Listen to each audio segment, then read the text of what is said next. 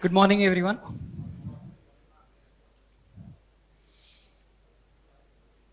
I hope you guys are not thinking that I'm too violent a guy. After the presentation yesterday, I give you the title Creative Destruction.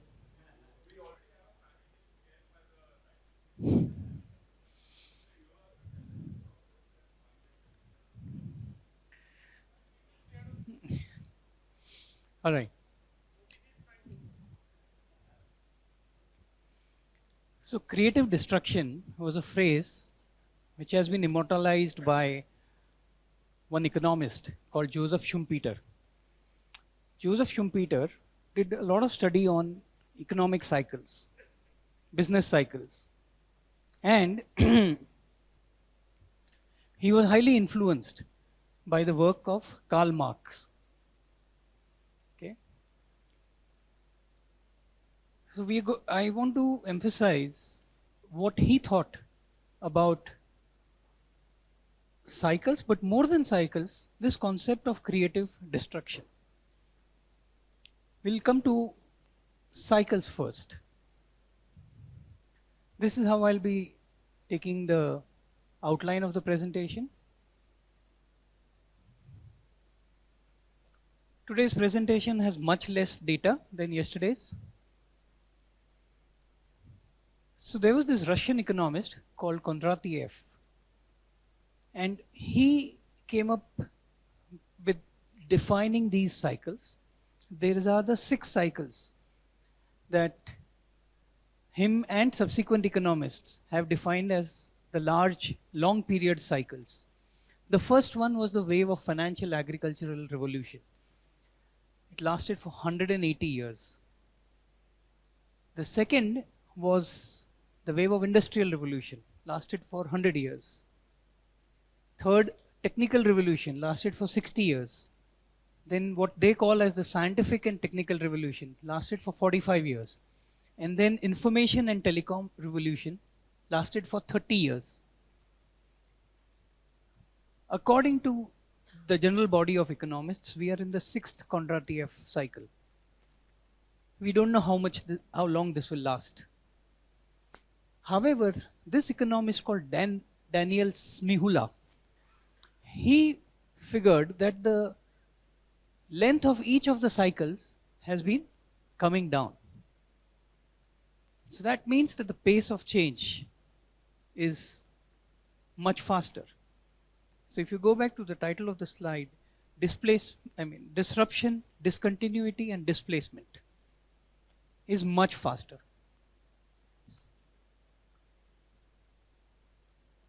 Now, this is a representation of the cycle with actual data. It's a rolling 10-year yield on the S&P 500 since 1814 till March 2009. And the business cycle and the actual data, returns data, the yield data, is highly correlated.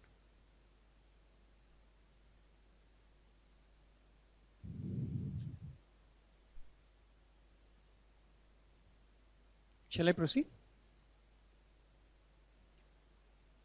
So, we'll now come to Schumpeter specifically. This is how he defines creative destruction. It is the process of mutation that incessantly revolutionizes the economic structure from within, incessantly destroying the old one, incessantly creating the new one. The word incessantly is key, and the word mutation is equally key. There are various causes of creative destruction, but the key causes are said to be economic innovation and business cycles. The business cycle itself is a factor of various things: production consumption imbalance, wealth inequality, inventory cycle, fixed capital cycle, trade barriers, etc. Yes, it would. Agreed. The pace of creative destruction is ever accelerating. So there is this interesting book called Clock Speed. What it says is that the clock speed is changing. The first cycle was 180 years, second cycle was 100 years, and so on. So the life of each cycle itself is shortening. The impact of creative destruction is ever larger.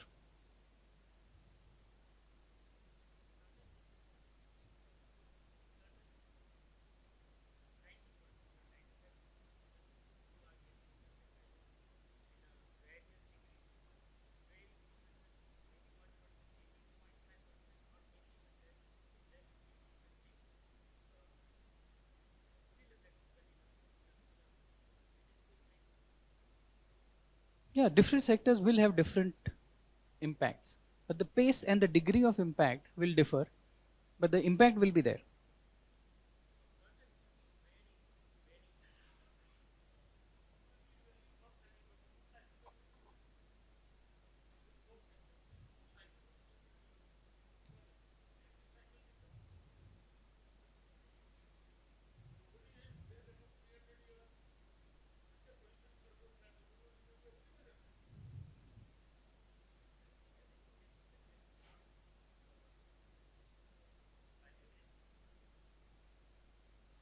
Okay. Creative destruction is more global than ever before.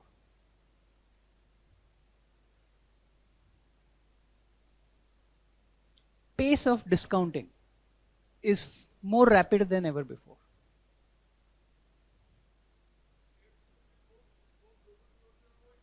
Absolutely. So these are just observations. I'm not going into the causes, but this is the reality.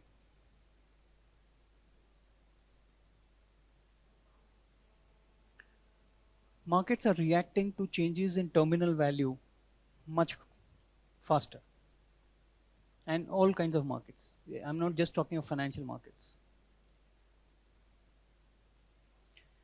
This is a beautiful quote by Eric Smith of Google. Change happens slowly and then suddenly.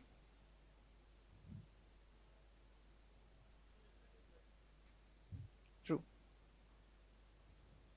Okay. So creative destruction is a reality. The impact, pace, and the all pervasiveness of creative destruction is something that we should recognize. It's an essential part of our it should be an essential part of our investing process. So first of all, creative destruction encompasses structural change, not incremental change, only structural change. It is driven by innovation and change in environment. It changes demand side, supply side, or both. Changes the rule of the game, causes paradigm shifts, results in new winners and many losers. It has intended and unintended consequences. It's change of competition, but more importantly, change of the competitive matrix.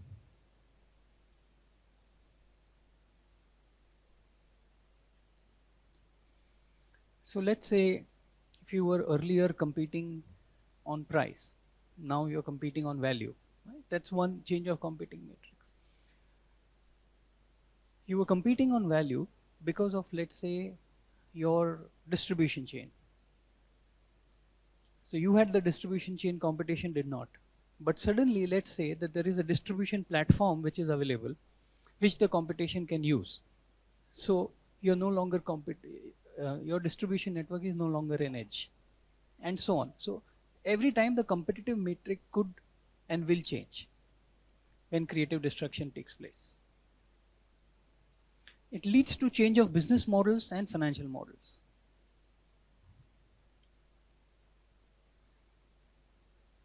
Leads to change of customer needs, customer fulfillment, and supply chains.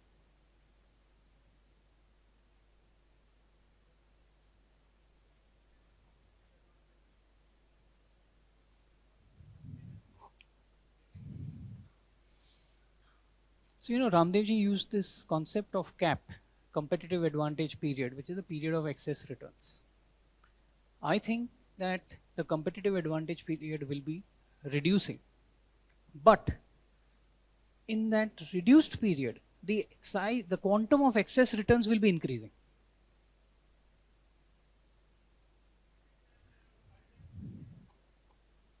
Agreed. Exactly. Okay. So, in this environment, what is it that management teams, this is how business is changing, but how should management be changing? One, they have to create the appropriate culture to deal with creative destruction. They have to encourage adaptability at every level within the organization. Adaptability has to be the culture. They have to encourage agility. Reaction times are coming down. Window of opportunity is shortening. They have to create an organization which can anticipate change, embrace the change, and execute the change. The organization should be capable of reinventing it. They have to reconfigure mindsets periodically.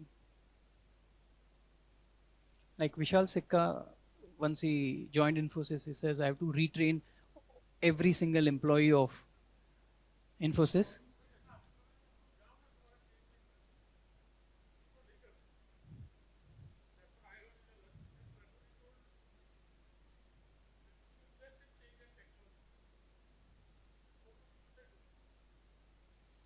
See, even the conventional businesses are getting impacted. It's no longer just technology is no longer one part of the investing universe. It is now all pervasive.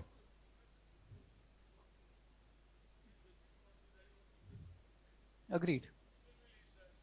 Agreed.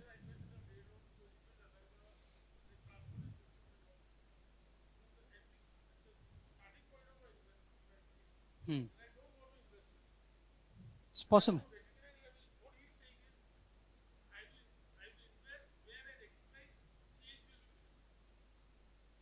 True. Sure, but I agree, but one should recognize the change. One may not invest in it, but one must recognize the change.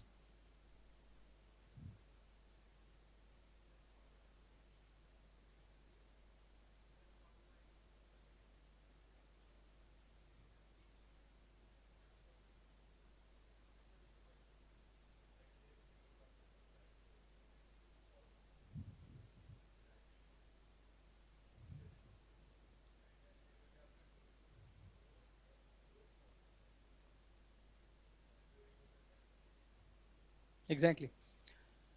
And last but not the least is incumbent's curse.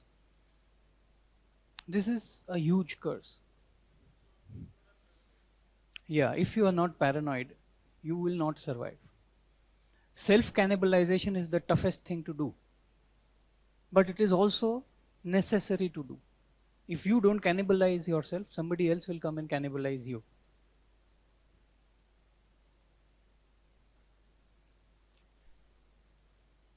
So, this creative destruction is inevitable, irreversible. It leads to what I call as mega trends. Okay? There's a beautiful book written by John Nesbitt and Patricia Nesbitt in the early 80s called Megatrends. And they set the stage for actually forecasting so many of the events that have occurred subsequently. They predicted the downfall of the Soviet Union. They predicted the downfall of the Berlin Wall and so on. Both. Agreed. So that is agility and adaptability. So what is disruption? Disruption is where the old frameworks are rendered obsolete. What is discontinuity? Discontinuity is non-linear change. Okay. What is displacement? Displacement is market transition. The market itself shifts. It could be shifting because the customer is shifting, or it could be shifting because the needs of the customers are shifting, or it could be shifting because the delivery models are shifting, and so on. So disruption, discontinuity, and displacement are intrinsic components of creative destruction. People are seeing, sometimes the destruction is visible, but the creation is not visible. Sometimes the creation is visible, but the destruction is not visible. But be rest assured, both the creation and the destruction are there. Resizing and redistribution of economic profits and value happens as part of this process.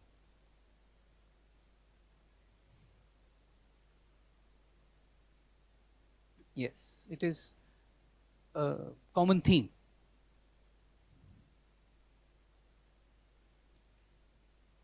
Obsolescence of everything, not just technological obsolescence, but obsolescence of everything, is leading to fragility of moats.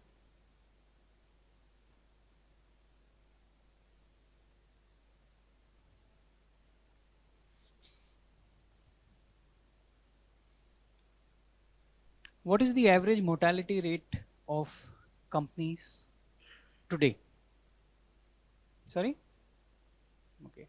If it is 10 years, now I don't know which country you're talking about. Yeah. But if it is 10 years today, what do you think was the average mortality 10 years ago? Right. So the lifespans of companies are shrinking.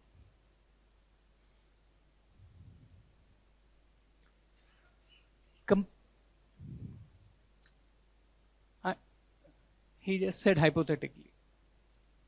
There's data only available about the US companies, not in India. Yeah, it has fallen from 15 years to 11 years.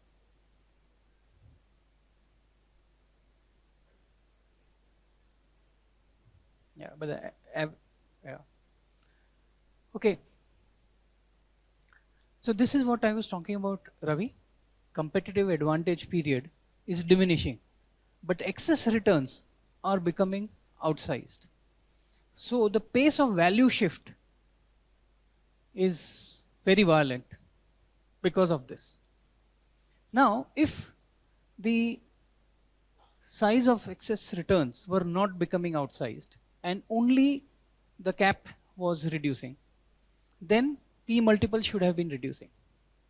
But P multiples are not reducing because the excess returns are getting outsized and they are compensating for the reduction in the competitive advantage period.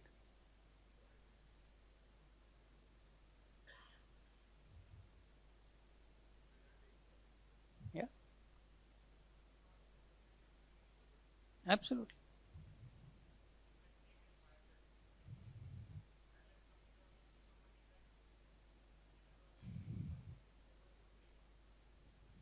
Right. No.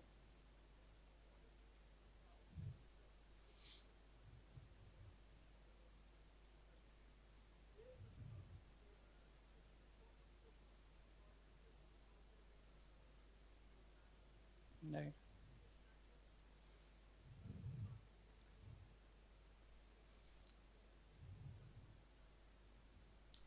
So I don't know if you heard of this drink called 5 minute energy or something like that in the US. Or 5 5 hour energy drink. You should read up about that. 5 hour energy drink. Okay. How fast has it become? How large? Sorry? Yeah, but this is mind boggling. This 5 hour energy drink.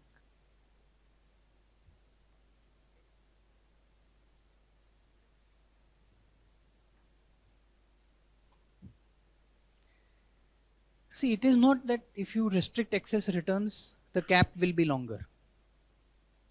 Cap is going to shorten irrespective. So if you are if you are in that game where the cap is reducing, you would want to ensure that in that reduced time frame you are able to get outsized excess returns. Yeah, right.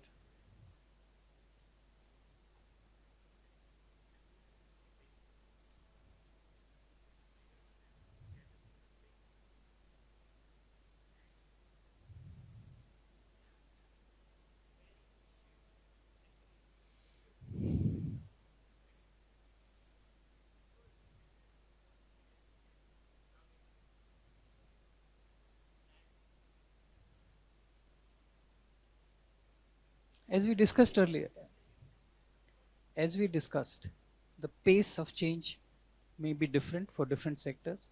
The quantum of change may be different for different sectors, but the change is there for every sector. Hmm?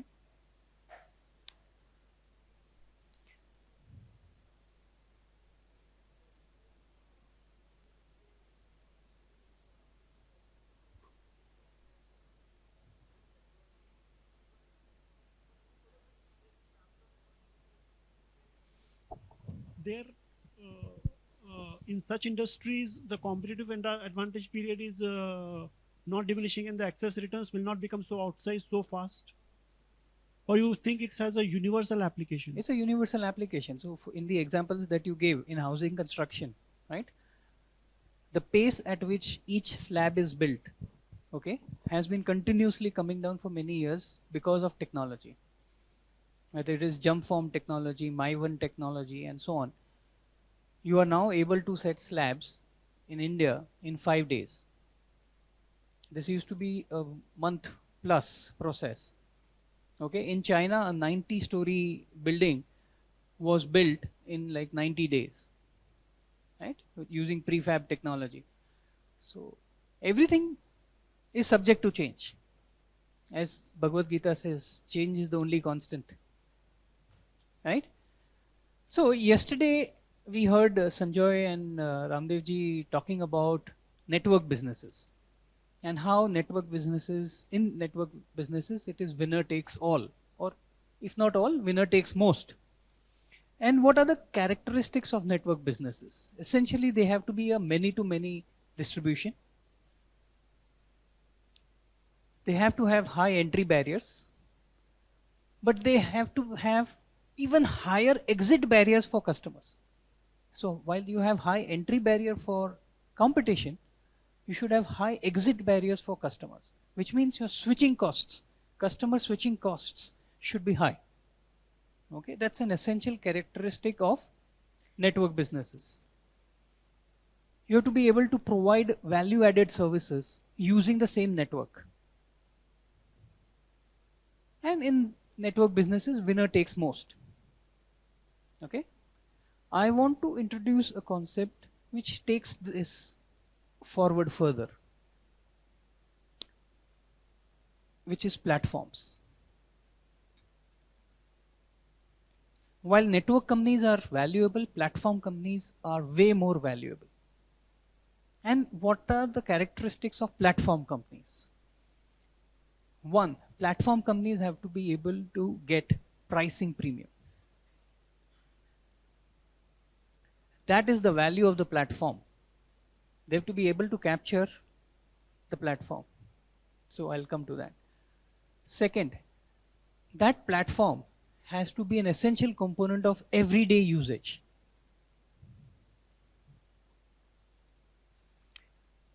It has to result in recurring revenue. It cannot and should not result in one-time revenues. One-time revenues plus recurring revenues is permitted. But only then can it be a powerful platform. Otherwise, it is not. Yes, probably. Probably.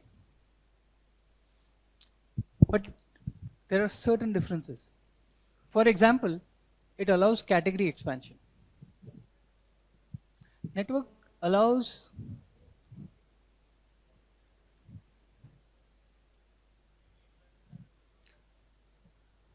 you can't take it to I mean, it is still within the same category, is what I would say. It's still wireless.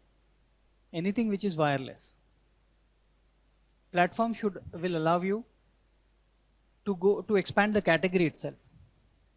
So would you call the Apple iPhone a platform?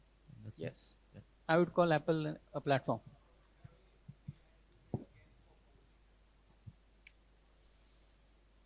No, I don't think that is the differentiating factor.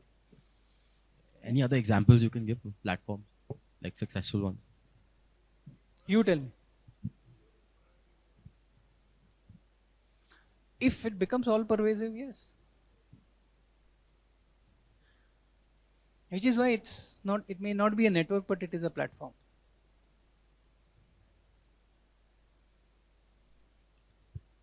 So, Apple sells lesser phones than Samsung, but Apple captures 80% of all profits of the smartphone category. Huh?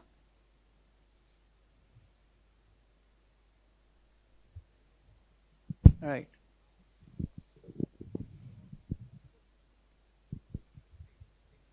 Right. Do you think that is one reason to worry? For home loan companies? Yeah, but people, I mean, the cost of switching is still there. The prepayment was only one of the cost of switching.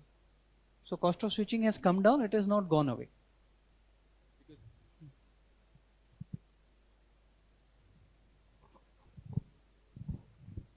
Right.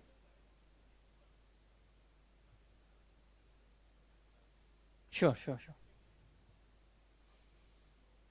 So it started with an iPod, right? So Mac to iPod was the first category expansion, but iPod to iPad, and then to iPhone, but going beyond that. So iTunes, iCloud are phenomenal category expansions. Pardon? Yes, but you are only the backbone. Whether it is proprietary or not, you have to be capturing the customer. You have to be able to lock in the customer. No, my ability to switch in a network is very high. Yeah, absolutely. Fabulous platforms. Visa and MasterCard. Sorry? Yeah? Yes? Sorry?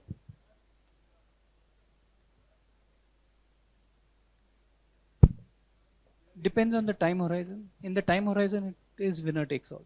So the Visa MasterCard example, when you say now the pricing premium is going because you have Apple Pay and you have new methods of payments coming in, so their margins will shrink. Yes, part of the creative destruction process. Right. Okay. You're moving from the old platform to the new platform.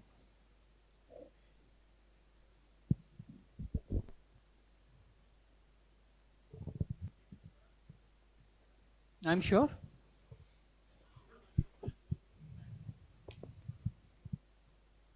Product-based networks. Yeah, for example, the Hindustan Unilever distribution network. That's a network, right? Were newspapers not networks 10 years ago, and how did they get displaced by on? Maybe.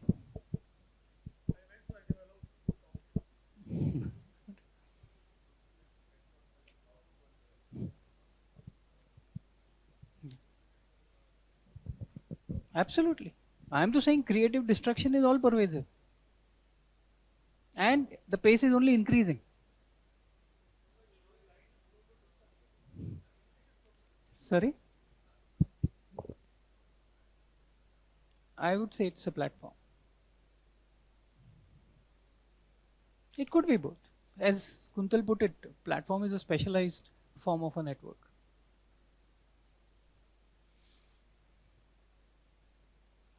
Okay? Are we all in sync? All right. So somebody asked a question on value migration, right? Hopefully this will answer it. Value migration is the shifting of value creating forces. So it could be profit margins, market share, flow of talent, etc. Any component. Value flows between industries. Business boundaries are blurring. Value flows between companies, from incumbents to disruptors and adapters. Value flows between business designs within a company. So can somebody give me an example of value flowing between business designs within a company?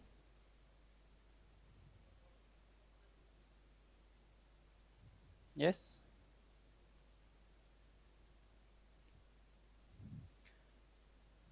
Think about IBM, mainframe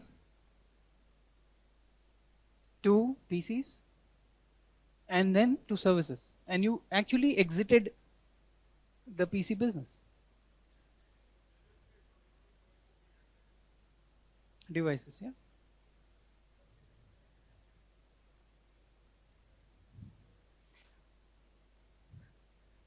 Sure. Those are business segments, right? Value also flows from old factors of production to new factors of production. Old skills to new skills. Labor to capital. Natural resources to digital. Okay?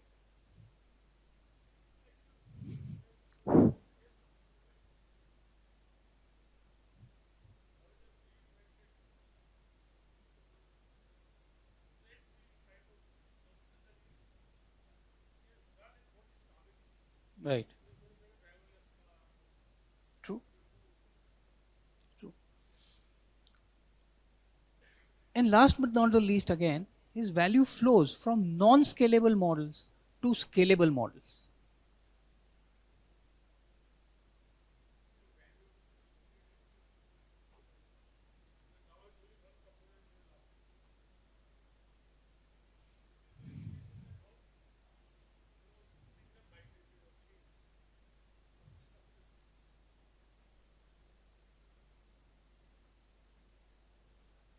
Sorry?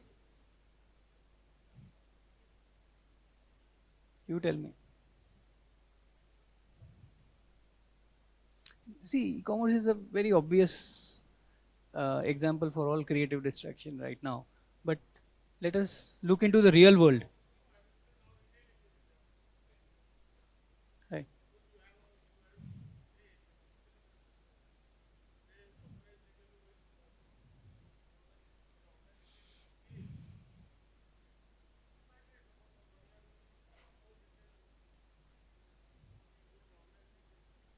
True.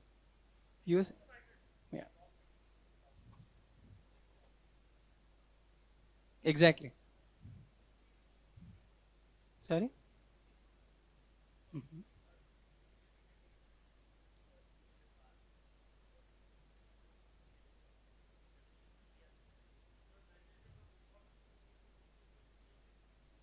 Digital. Absolutely. In fact, Rameshji's slides contain some of the most beautiful examples of creative destruction. He talked about Blockbuster to Netflix, right? Yeah. But here we are talking about scalability, which is why I want to emphasize the scalability of the Blockbuster model to Netflix model is dramatically different. Yes, absolutely. All right, shall we move? So pay attention to the words. Multiple opportunities arise in the process of creative destruction and at multiple stages. It's not that you have to go to every party. Even if you missed the last one, you can go to the next one. Because this process is all pervasive.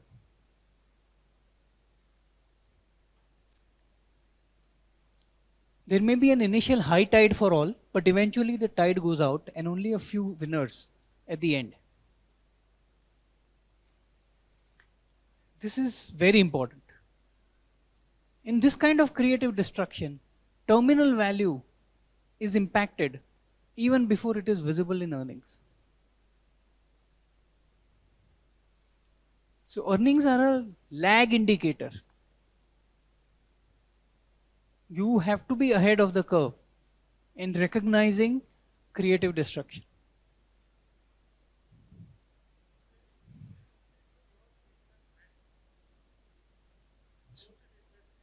Mm-hmm. Ebullience. Agree.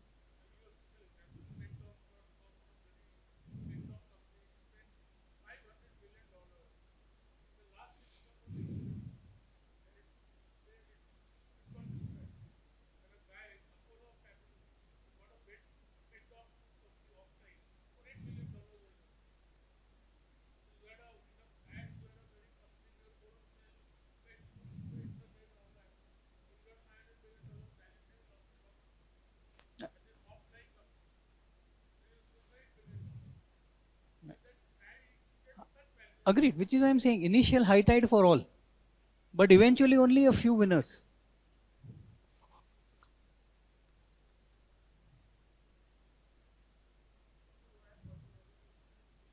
Mm-hmm.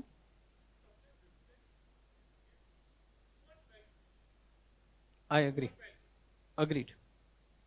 No debate.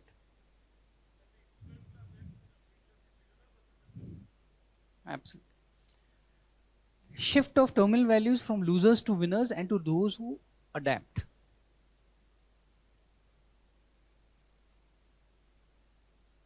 So, where should we be? We should be in that part of the value chain that reflects maximum leverage to change in terminal value. I will, yeah, I agree. How to recognize that? But first, we must recognize that this is where we should be. Then we recognize which is that place.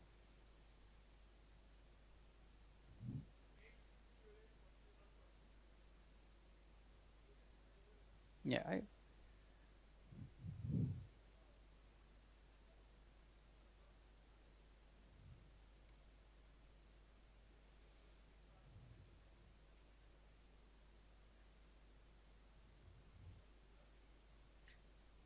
see. Let us go away from this whole e-commerce mania right now, because creative destruction is not restricted to e-commerce. Creative destruction is all pervasive. So, first mover advantage actually is not so critical in many ways. There are companies which come from behind and then disrupt. The disruptor itself gets disrupted. Oh, it is important. Hmm. Agreed. So, like he said, there are two companies. Which was the name of the second company? Like soda water? Curic. Curic. So, it's Curic and soda water. Agree. So I'm not rubbishing the first mover advantage. It is important, but I'm saying that just because somebody is not the first mover advantage does not mean he is written off. Okay?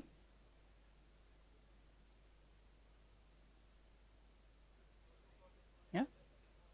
Sorry.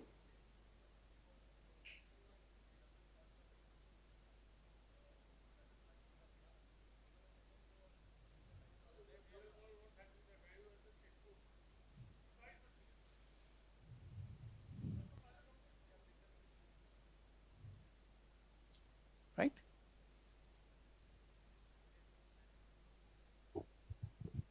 Yes. So as Rameshji was pointing out yesterday, the U.S. housing bubble was identified by a lot of people, but only one person earned $15 billion.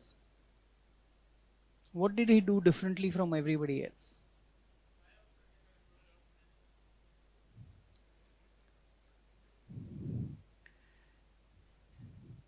You at least recognized it. I did not. Anyway, what did he do differently? He positioned himself into that part of the value chain which gave him the maximum leverage to change in terminal value, which is the CDS on top of the CBA of the CLO. Yeah.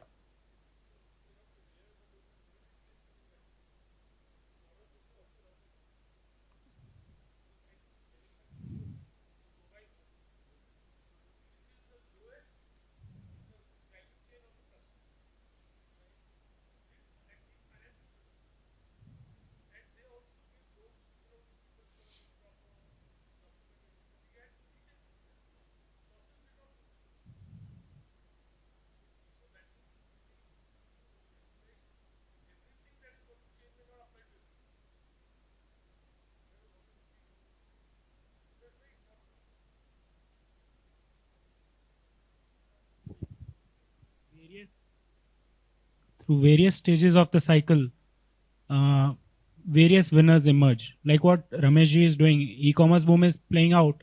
He's positioning himself into packaging and logistics. So instead of the maximum leverage, you might want to go with the surest leverage. Eventually, 5 years, 7 years down the line, maybe the e-commerce business models develop and there is much more certainty to it, and then you can position yourself over there. Agreed. That could well be a valid.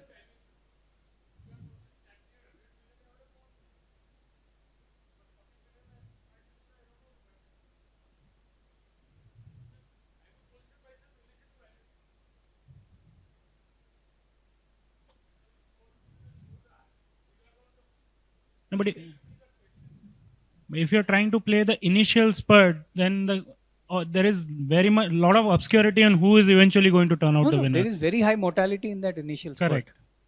So that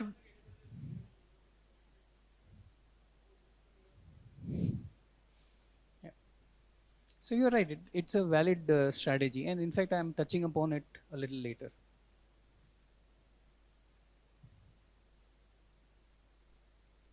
However, it's not just companies. There is creative destruction at a macro level as well.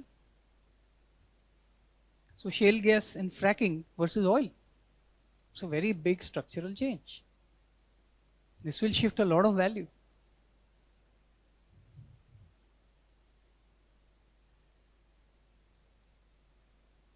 Also, unintended consequences.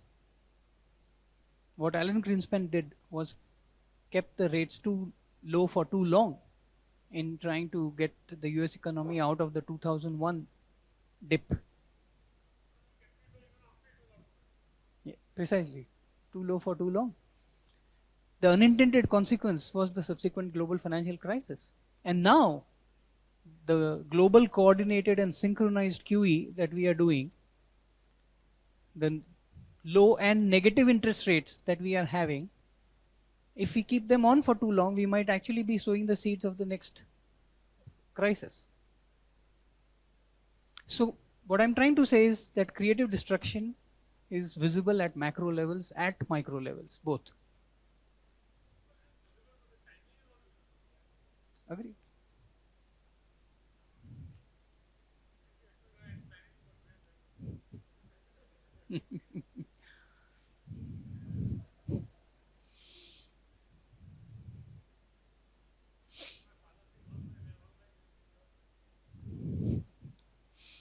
Right. So this is a case study of innovation and business model led creative destruction. So you have Walmart and Barnes and Noble on top. They haven't gone anywhere between 96 and 2015, almost 20 years. And look at Amazon, which is below.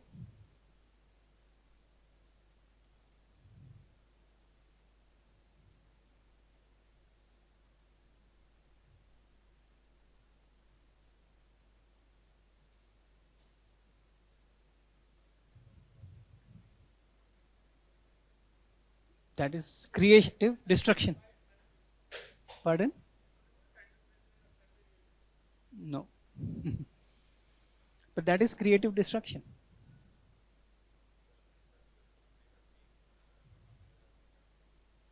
That has no. See, we are not talking of whether you should invest in Amazon or not. We are talking of recognizing the shift in value. Yes. Do you like to take questions while you're talking? Because I see that many cases what you're saying next is coming up when the person is asking. So I think maybe you can finish with your presentation and then take questions. We'll do it that way. Case study on the incumbent's curse. Yeah, it's visible. So this is Bharti and this is MTNL.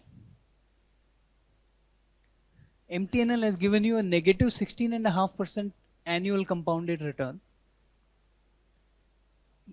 While it's not that Bharti has given you great returns, 14% compounded. But the difference in the value of 100 rupees invested in each Bharti is 250 and MTNL you know.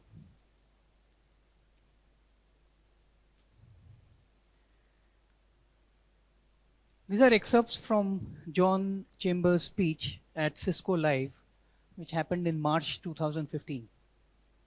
May 2015, sorry.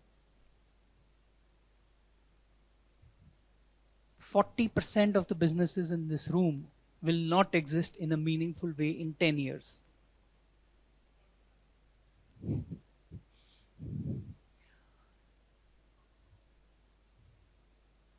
Only ones that will survive will turn their companies into digital techie versions of themselves, and many of them will fail trying. Sorry? There were about 25,000 participants.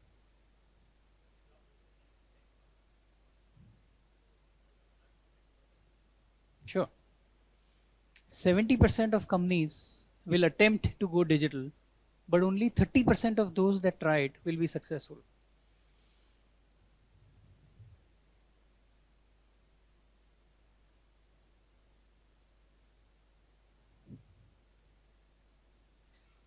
He feels the change will go even beyond companies.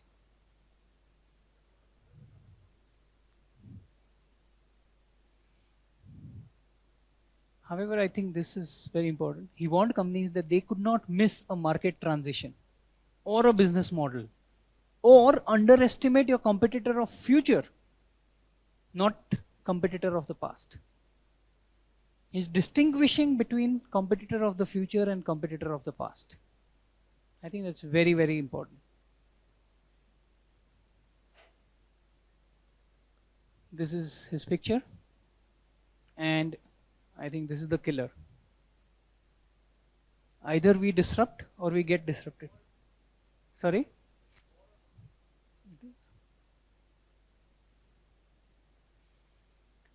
Okay. This is the impact of internet across different sectors.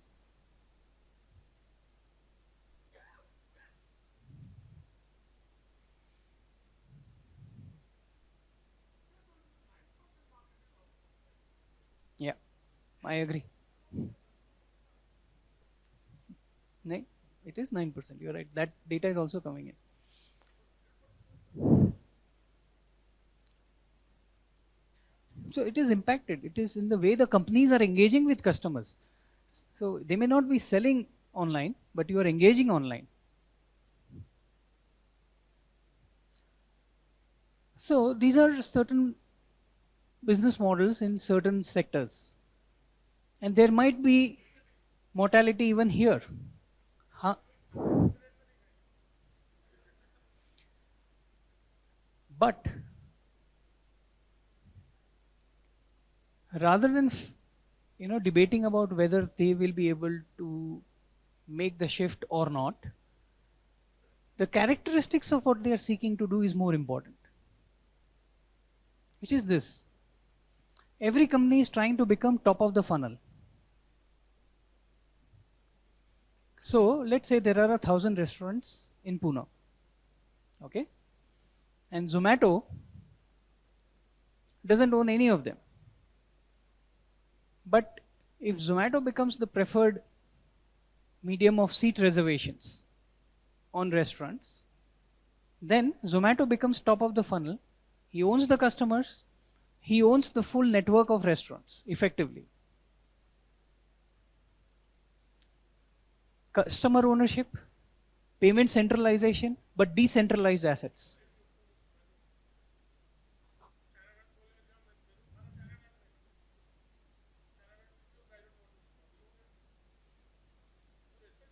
So it doesn't have to be 100% shift. Even if he can get 30-40% of the market, that is huge. So he's relying on decentralized assets, which gives him virtual control. That control is important. See, if you are working with decentralized assets without control, that's no value. It's like a franchise business, right? If you have no control on your franchisee, that franchise has no value. It is because of the control that you have on your franchisee that it has value. Okay?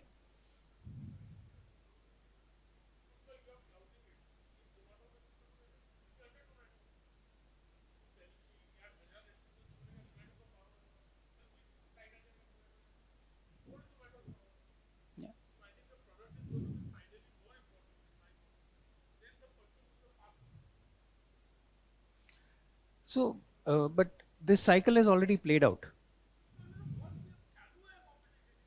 No, agreed. I'm not saying Zomato jeet jayega. What I'm saying is that there are multiple models which have tried to replicate what Zomato is doing. No, they-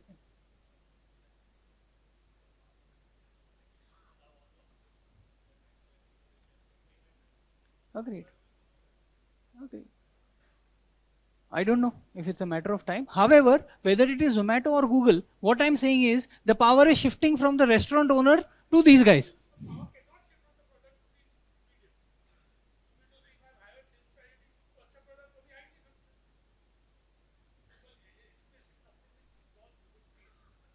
True. True.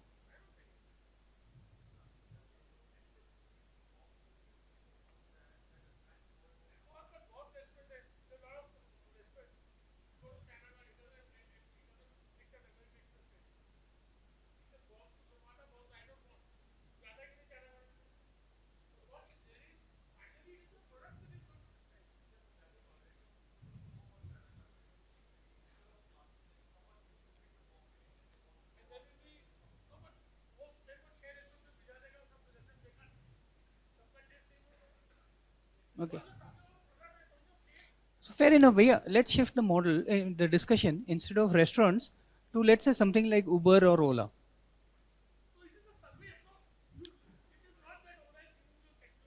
Right. Agree.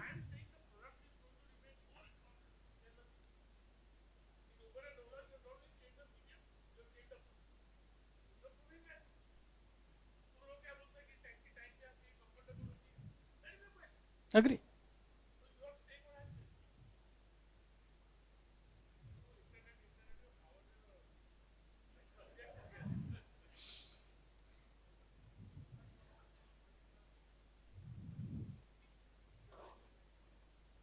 Yeah.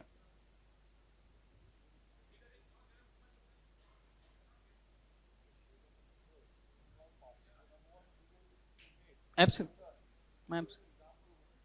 Yeah. So it's not.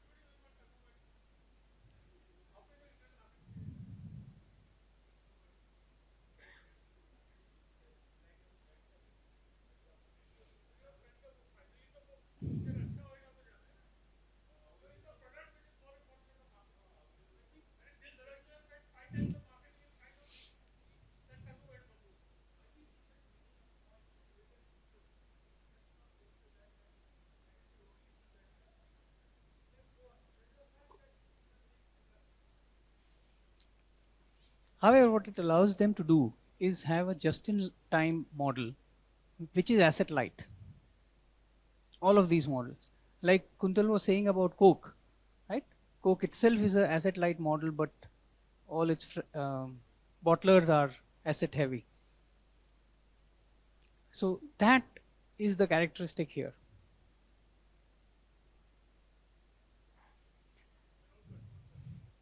Agreed. Which is that virtual control. That virtual control is important.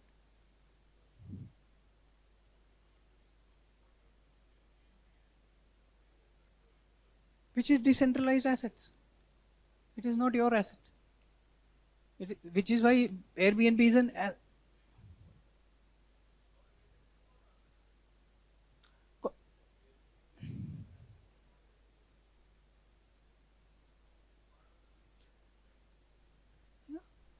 It's Coke is asset light, no? No, but it is. But that is the control that it has.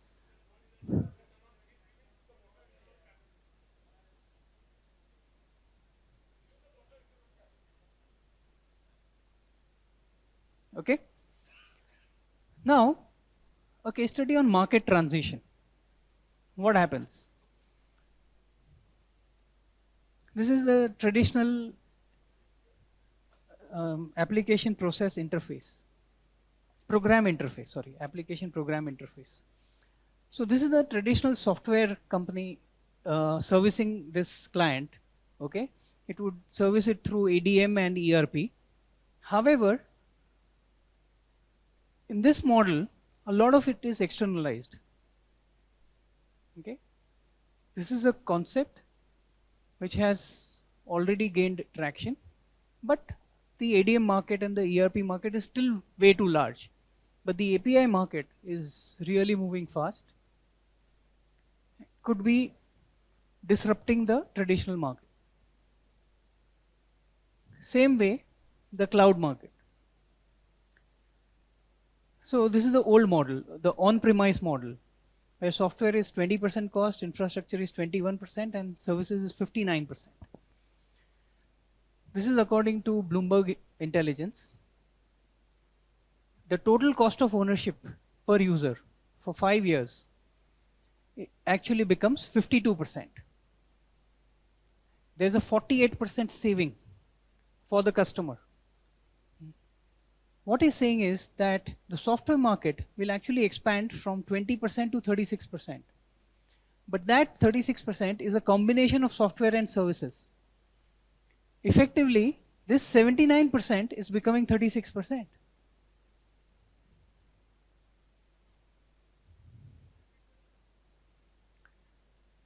He's saying that instead of the on-premise model, as businesses move to cloud, okay, there is a 48% reduction in total cost of ownership over a 5-year period of that technology or of that. Yeah, of course. So this is the average that they've done out of their whole study. Hardware and software, the full infrastructure included. On the total cost of ownership, there is a 48% cost saving for the customer in moving to the cloud from on-premise.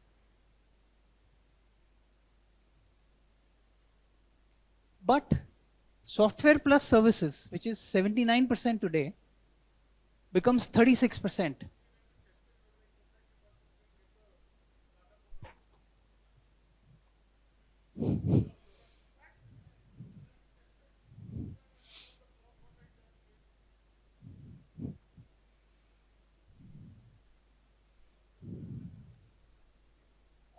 No, 36%.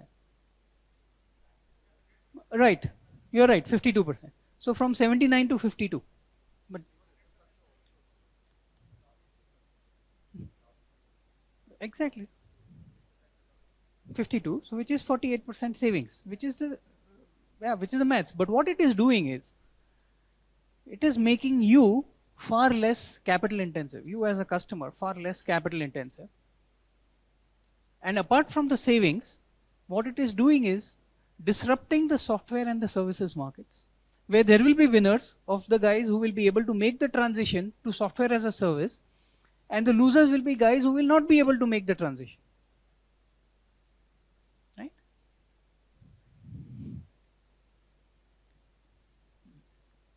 Absolutely. I mean, some of them will make the transition, some of them won't. In fact, you should read Vishal Sikka's blog on this. But yeah, this is the data that you were looking for. So it's about 9%. How? Online is 9%. Everything else is offline. However, on this, okay, I don't have that. But, agreed. You are right. But this is on an aggregate basis. What is important is to look at this data on a category-wise basis, which I don't have access to. In certain categories, it is as high as 70%, 80%. Certain categories are 30-40%. Certain categories are 20-30%. And there are certain categories which are 1-2%. So, looking at it on an aggregate basis masks the change that is taking place. There are categories which are shifting. completely. And this is just e-commerce. What about the complete digital engagement of the customer? I think digital engagement of the customer, that shift is much more than 9%.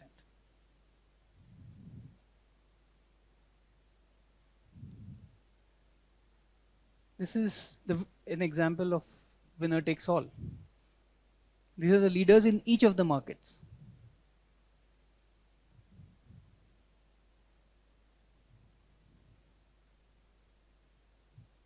Now, all these years we've been talking about shift of advertising from the traditional mediums to the digital mediums.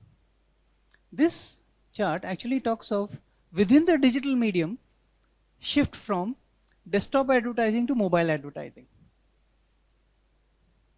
So when you have two big change waves happening simultaneously, like in retail, what we are seeing is organized to unorganized shift. Unorganized to organized shift, and within organized from offline to online. So you have two big change waves working together. Same way here you have two big change waves working together. So mobile advertising is, in that sense, then the place to be.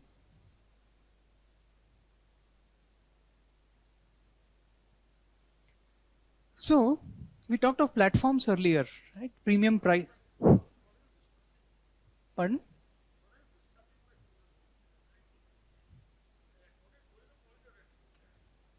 There is creative destruction which is taking place. So that shift is happening. This is the aggregate number, but if you break this down by categories, there are categories where this shift is 70%. That is here.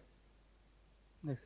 So I'm saying there are two change waves taking place. One is advertising from the conventional medium to the digital medium, and within digital medium from the desktop channel to the mobile channel. So the value in the conventional media will get destroyed very rapidly. Look at the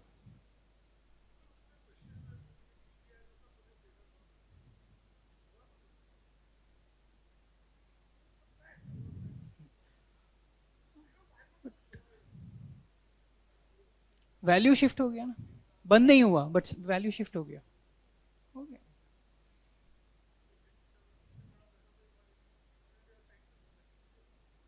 all India site से मिलता है, you're right, but from single theaters to multiplex theaters that shift has taken. But look at the parabolic acceleration when this change wave hits.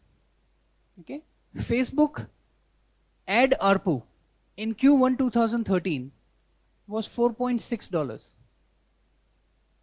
Okay, in Q4 2014 it is $10.5.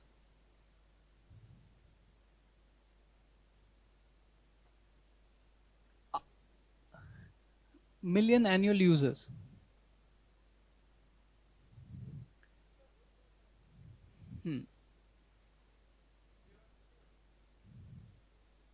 Look at Twitter. ARPU moved from $1.97 in Q1 2013 to $6 in Q4 2014. Pardon? Twitter. Okay. Now the conventional laws of demand and supply or price elasticity tell us that as prices go up, volume should be coming down. But look at the pricing power. Look at the shift in the business. Precise. So this is the disruption that we are talking about. This is the discontinuity that we are talking about. Okay. Now a lot of this data is well known, so I will not spend time over this. This is about how in 1995 there were so many million users of internet. It is now so many billion users of internet. In mobile phone in 1995, what has happened? And out of this, so much are smartphones and so much is feature phones. How smartphones?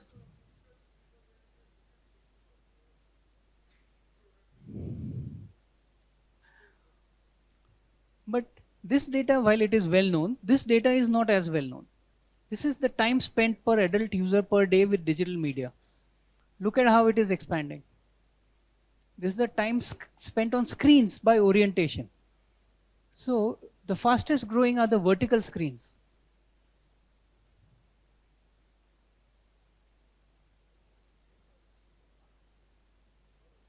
Vertical screens are mobiles and iPads. Those are vertical screens.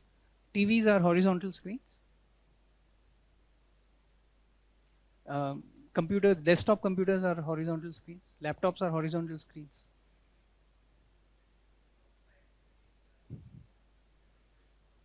Precisely. So all I wanted to say is that the customer has moved.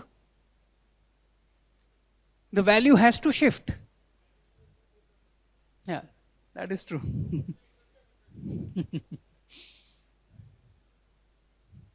Okay. This is social media usage and so on, and especially in teens. This is the data explosion by forecast by Cisco.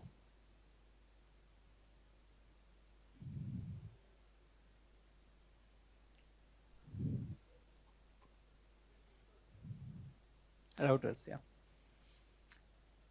This is interesting, especially in the current Bharti versus Reliance Jio debate. So 2G is going down from 62% to 22%.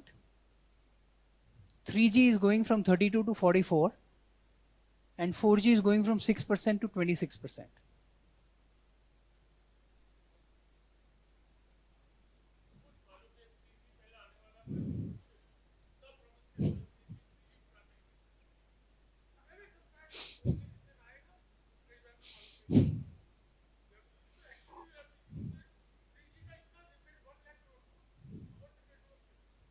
Yeah.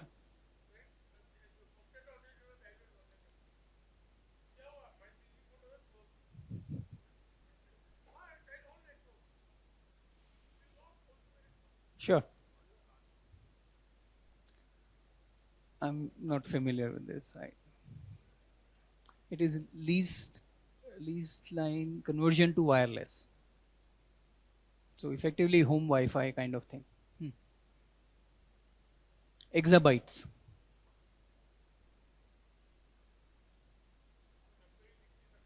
So this is what they say. By 2019, there will be 3.9 billion global internet users, more than 51% of the world's population.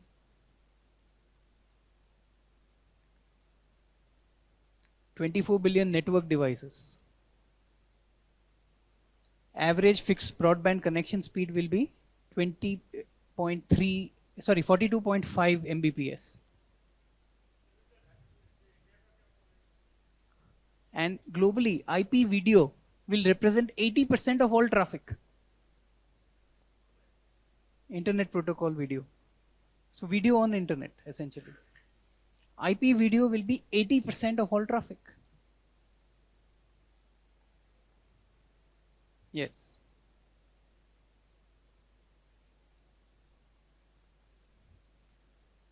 Right? So, this is a presentation which is not mine. One professor has created this concept of GAFAnomics. GAFA standing for Google, Apple, Facebook, and Amazon. Maybe instead of Amazon, he should have had Alibaba, but anyway, this is his. He calls it the 4 horsemen. Okay. So GAFA has radically questioned the notion of addressable markets. All these guys are playing the game as if their addressable market is 7 billion.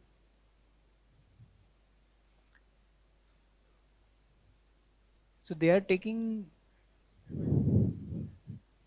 absolute. Yeah. They think beyond the realms of geography or culture. And the idea is to create focus on customer attention and commitment on an exponential scale. So they talk of a path towards revenue. So They say it is URL. Ubiquity first, revenue later. Okay. They feel that that acts as a barrier to entry, which leads to more value. This is debatable, whether they will be able to generate the cash flows and so on. The 4 GAFAs are able to generate cash flows. The rest of the players are not able to generate cash flows. This is the traditional model where a company thinks product A is giving me margin A, product B, margin B, and so on. And revenue into unit price into number of products. But this is how the GAFAs think. For them, it is not product wise, it is customer segment wise. Revenue per customer is important and profit per customer is important.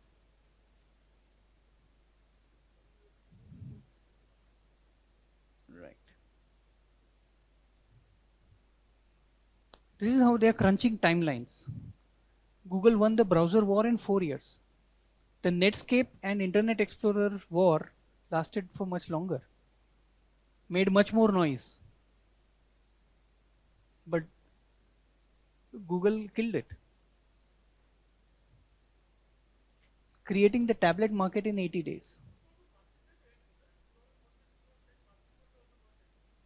Sure. No, but they took away market share, no, from Internet Explorer.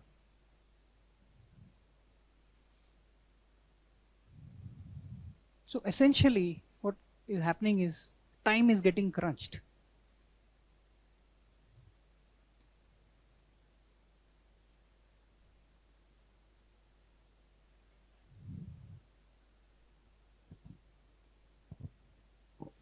It's like a storm. You know, it's not in your hands. No, a storm comes. The market is not ready for the same, you know. That's fine. So how So- do you assess that actually? History is replete with entrepreneurs who've tried and failed. Right. Right? That's okay.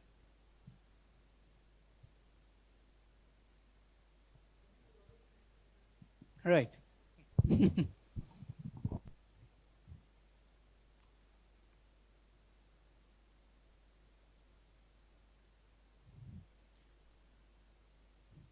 This is how they think in terms of market share. They think of dominance. They don't think of existing in that market, only dominance.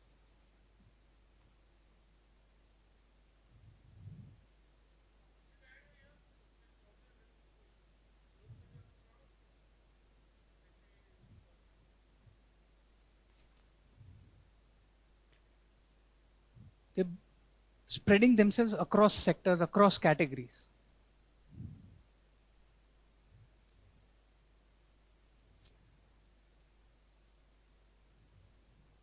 Nothing is sacred.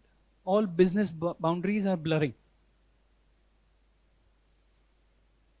They are becoming the future competitors for everybody.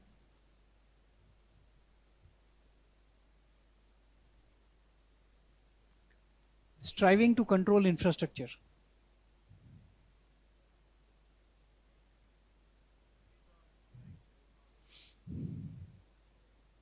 Maybe. They are. They are. Which is also, they forget what they will do going forward. But so far, the kind of scale that these guys have achieved is mind boggling in the time that they have achieved it in.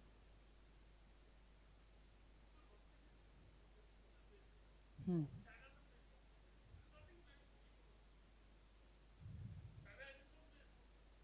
Right.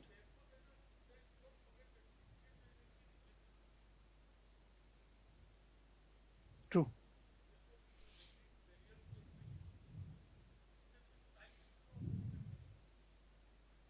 True. So we are saying that the competitive advantage period. Right. So we are saying that the competitive advantage period is shrinking, but the excess returns during that competitive advantage period is getting outsized. So not only market share but also mind share.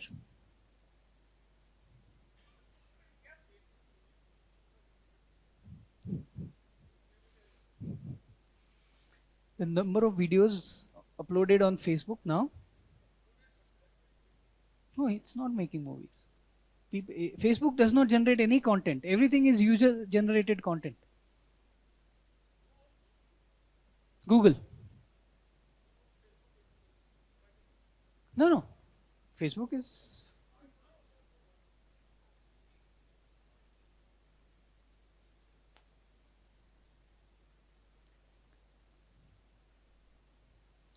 So this is the new economy, the new rules of value creation, which the GAFA players believe in.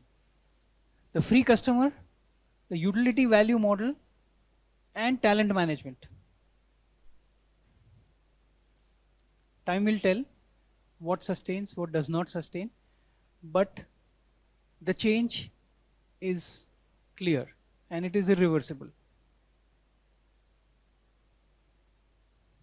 This is parallels of India with other countries.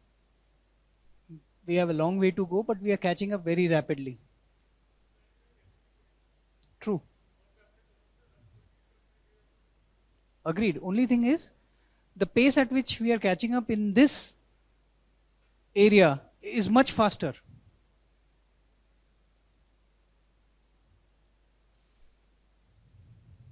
How the demographics are translating to an opportunity which is scalable much faster. These are how the models are the same, how the investors are the same. And Ravi, this is to your point of the pickaxe and the shovel seller. So De Beers was not into diamonds. They provided the plumbing equipment to draw the water out for the people who were looking for diamonds. But it is De Beers which eventually made the most money rather than the people who were looking for diamonds. So same way, these are the pickaxe and shovel sellers. Advertising, logistics, recruitment, consolidation, and consumers. So you could play it through this, or the guy who's providing the access.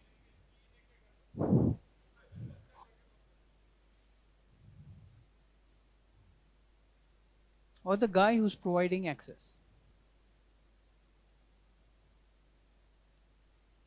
Sorry? So this is the payment segment, which is another completely allied area to this shift. All payment mechanisms are also changing.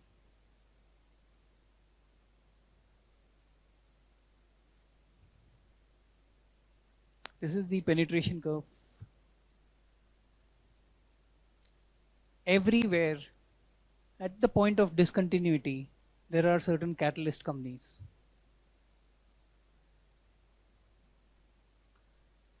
So this is the age of turbulence that we are talking about. Discontinuity, disruption, and displacement. Every sector and segment is impacted, only degree and pace will differ. Management quality is super critical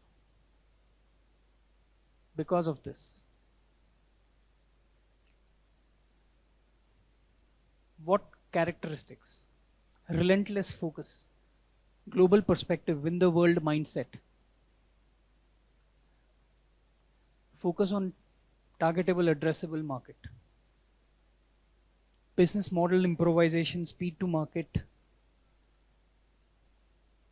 Be the platform, benefit from network effects. Category expansion.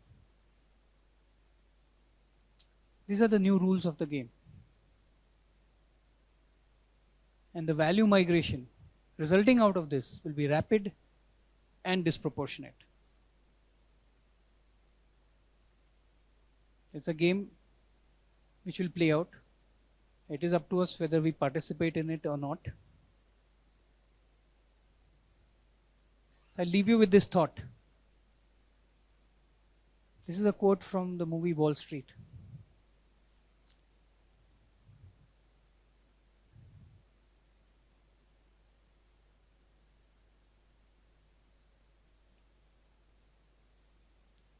This is what Bill Gates said in the book Speed of Thought.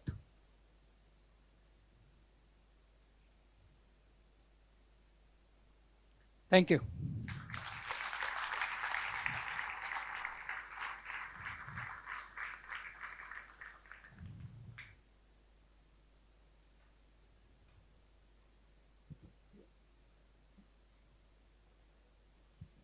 Now, if you remember, I said there are multiple changes which are taking place and multiple stages of that change. So even if you fall behind in one,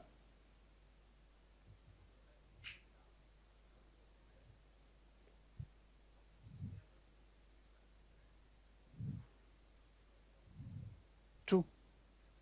But that doesn't mean that no company will be able to make it back. But yes, it is difficult. It's not easy.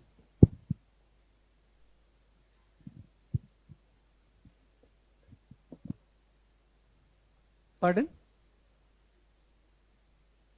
Absolutely.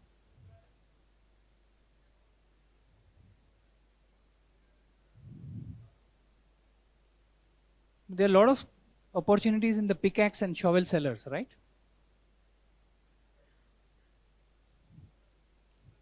There are opportunities in the banking and payment space.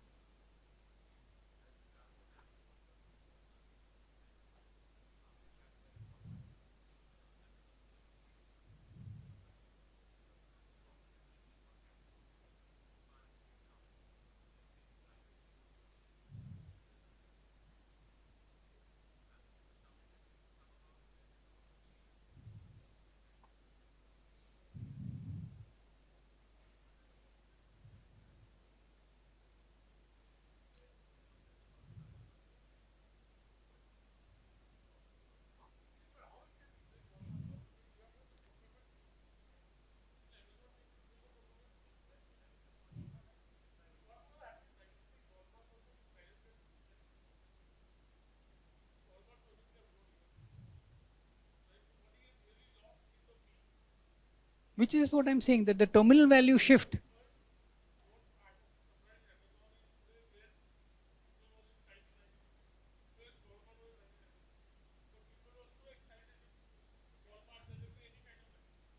So yeah.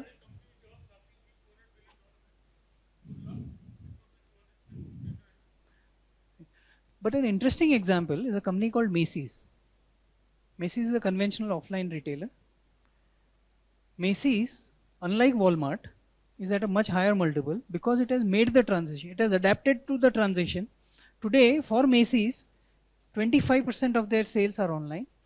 And Macy's actually has been a much better performer than Amazon.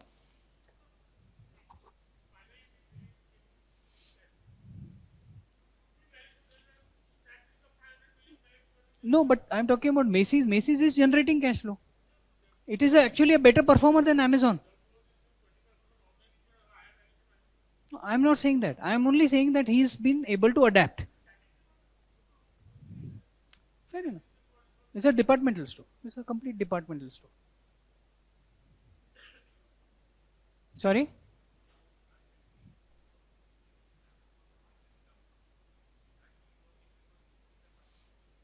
No, when did Amazon, no, sorry. When did Amazon last dilute?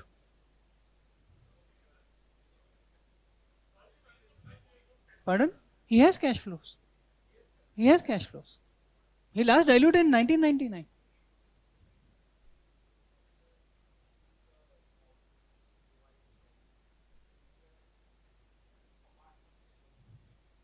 We just discussed.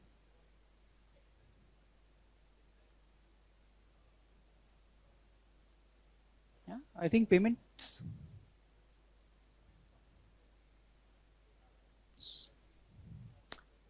Yeah, that is the backbone provider. That is the backbone provider. So I'll give you a statistic.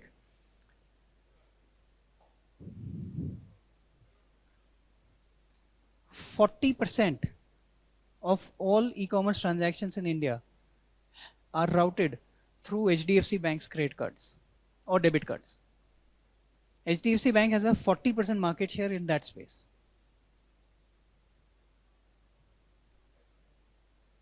Yeah.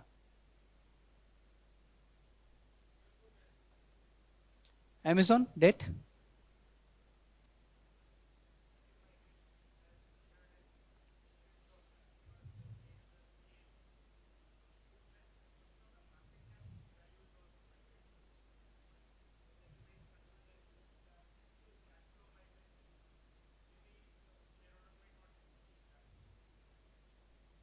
Maybe.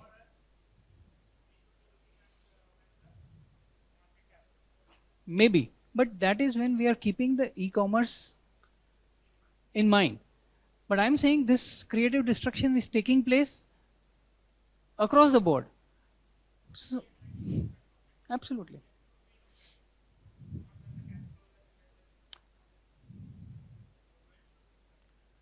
So in other models, it is existing cash flow generating companies which are making the transition. So like I just talked about HDFC Bank, right? It's an existing cash flow generating company which is making the transition.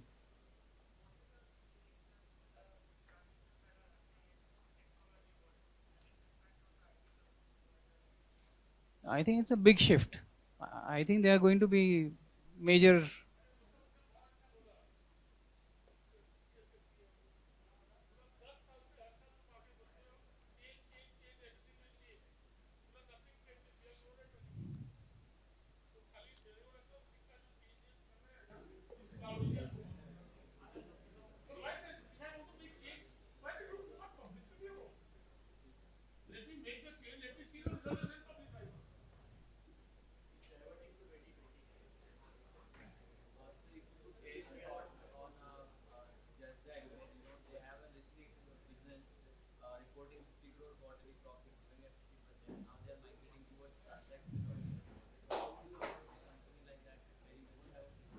Don't value the transactions. You value the existing business and treat that as an option. If at the current price, if you can't justify on the basis of existing business, you should not buy.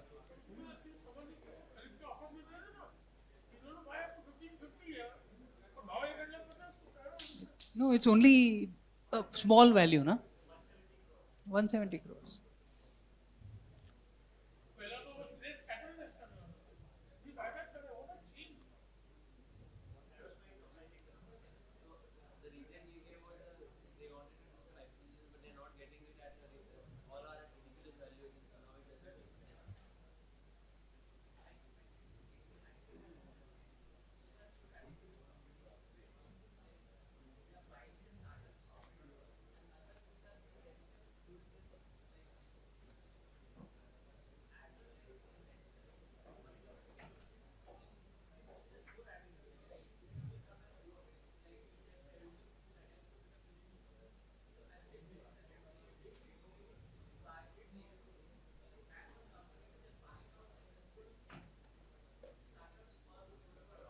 There is no one rule, no? It's horses for courses. Some will do it well, some will not do it well. Absolutely. That is a management quality.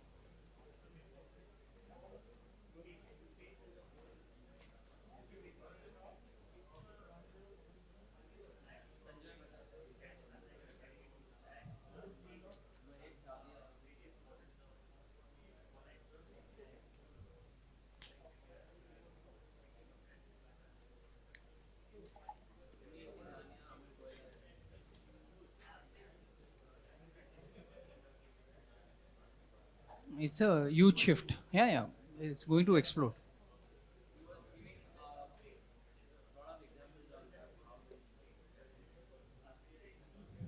We could. You can't enforce change. Change is bottom up. Okay? Yes, I will. Thank you. All right. Thank you very much.